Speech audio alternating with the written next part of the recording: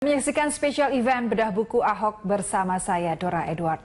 Pemirsa, calon gubernur DKI nomor urut 2 Basuki Cahayapurnama hadir di acara bedah buku A Man Called Ahok.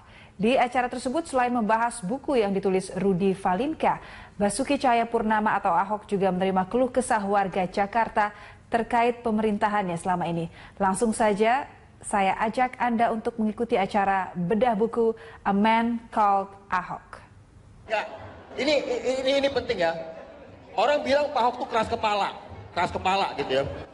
Dia waktu kecil pelajaran matematikanya agak kurang, kalah sama temen kelas sebangkunya dia. Namanya Pak Yono waktu itu.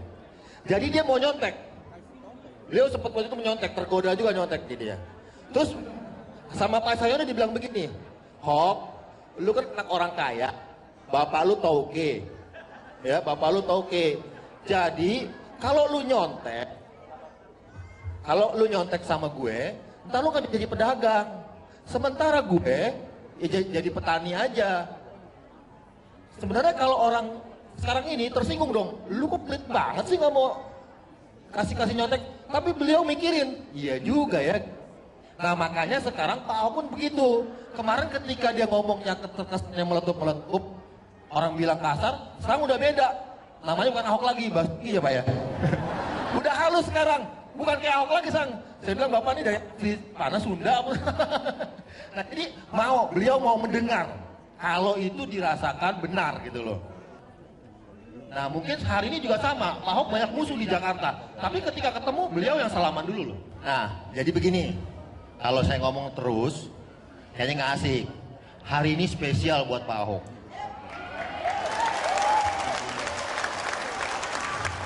Spesial buat Pak Ahok, saya manggil Ustadznya langsung datang ke sini. Ada. Silakan Pak Ustadz Agung di sini. Beliau langsung dari Belitung.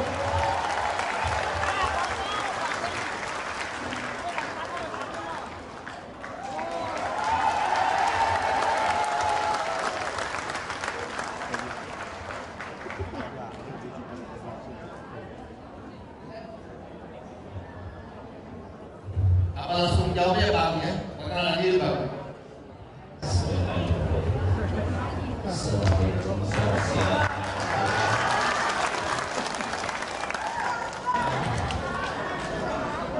Langsung aja.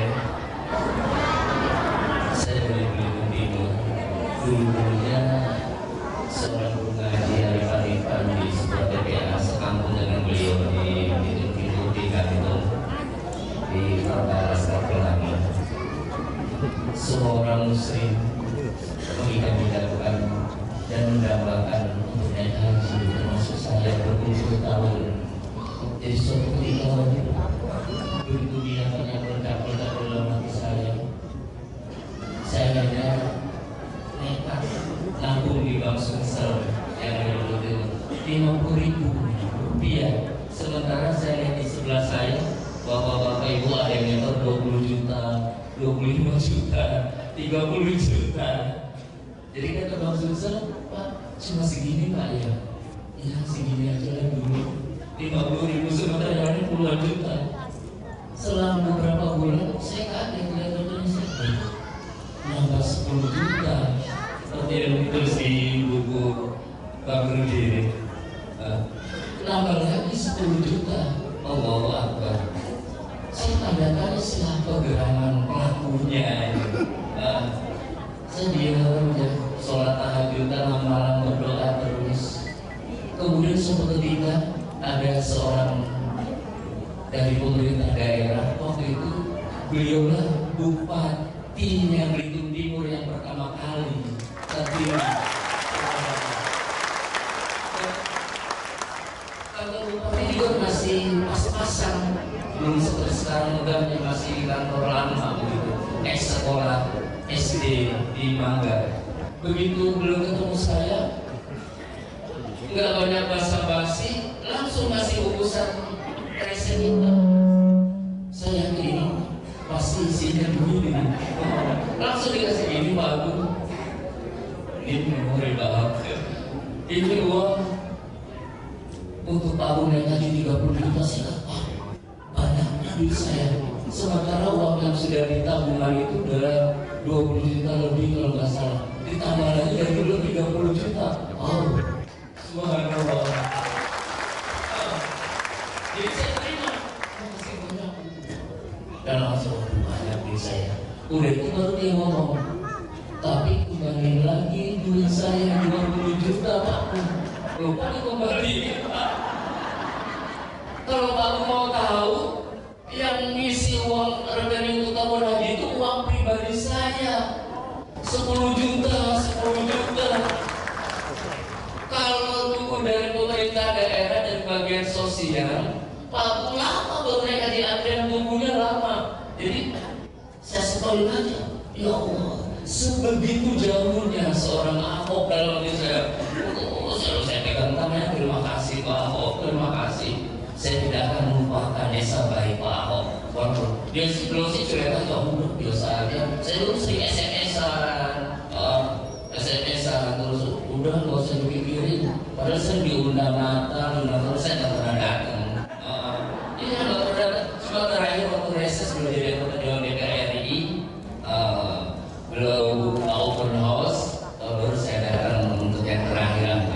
Nggak pernah datang aja begini. Subhanallah, luar biasa. Sampai-sampai SK-nya yang masih cap basah Pak Ahok itu masih belum bupatinya, ada tangan lu aslinya. Bang Suyang itu Pak Ahok sama guru juga tadi masih Pak yang megang ya, masih cap basah ya, ada di tangan Muhyiddin itu. Allah, udah selesai naik haji, saya juga mendoakan beliau. Kemudian beliau terus nyalon di calon gubernur di Bangka Belitung, provinsi Bangka Belitung. Saya meneruskan visi-misi beliau, salah satunya beliau untuk membangun sebuah pondok pesantren yang masuk masih dari kawan beliau. Namanya itu Al Qudus. Di Indonesia, di dunia nggak ada pesantren yang namanya Al Qudus. Iya.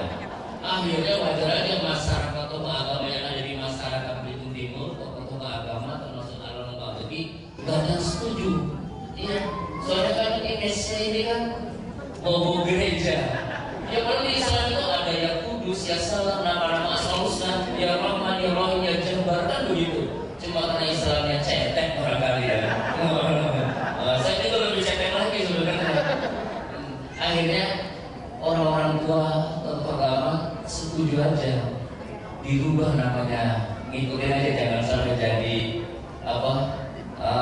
fitnah pro dan kontra. Akhirnya namanya Darul Jadid. Di gambar itu ada alasan sama, dan salah satu ustadznya yang ngajar itu adalah saya.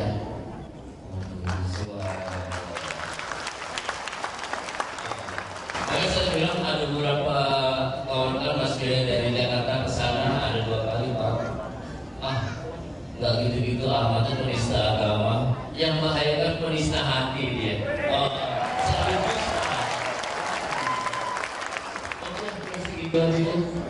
Kangen banget ya mau bilang mau pulang aja. Satu lagi, dan diteruskan oleh adik beliau Pak Basuri.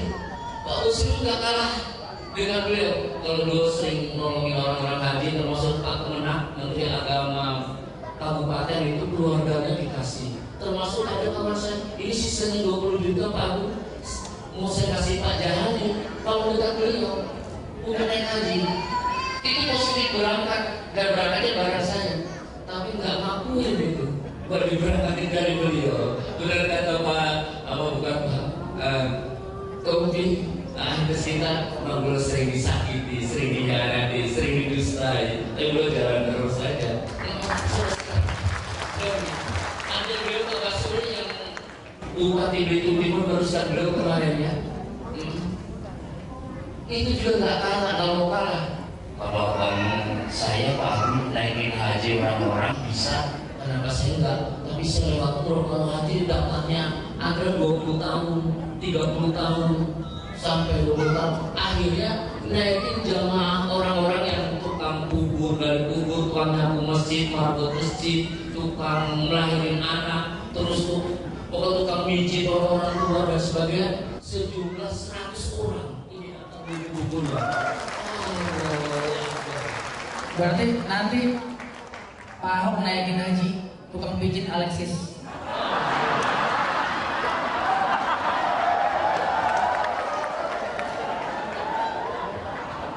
Biar insaf.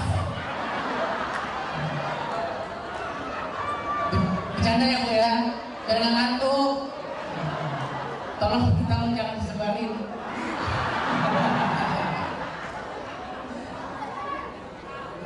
Oke, nah itu menarik ya, hal-hal yang selama ini saya juga baru tahu karena saya baca buku ini. Dan satu hal sih yang membuat masukan buat pribadi saya dan mudah-mudahan juga semua yang hadir di sini, bahwasanya kalau kita pengen berbuat baik, ya cuma satu butuhnya, mau berbuat baik, udah itu aja, nggak perlu lihat yang lain-lain. Dan dari tadi mau Ustaz cerita, Pak Ahok bisik-bisik ke saya, lupa nih, beliau udah nolongin orang terus lupa. Lah saya kagak pernah nolongin, ingat terus. Kan waktu itu sebelum Pak Ahok kan juga banyak yang menjabat di posisi yang sama gitu. Saya dengar malah zamannya Pak Ahok pertama kali jadi bupati itu pertama kali ada kebijakan buat jaminan kesehatan, buat gratis pendidikan pada masa itu di daerah kabupaten. Silakan berdiri Pak biar kelihatan.